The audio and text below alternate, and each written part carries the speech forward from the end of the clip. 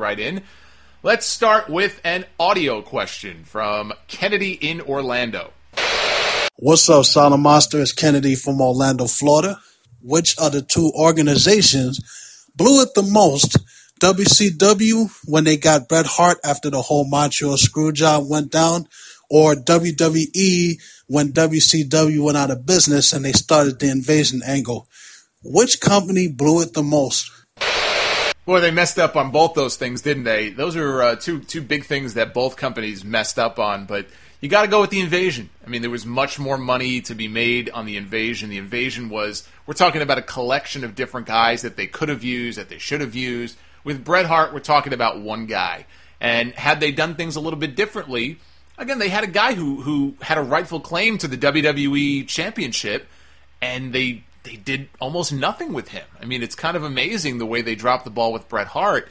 But the Invasion, I mean, all the different matches they could have done, and bringing Bischoff in a year earlier maybe, and they may have had discussions with him, I don't really remember.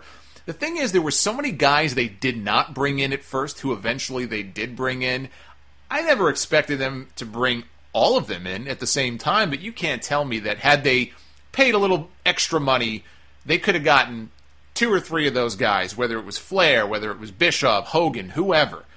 That could have made, having them right out of the gate, that could have made all the difference in the world. You were going to make that money back hand over fist.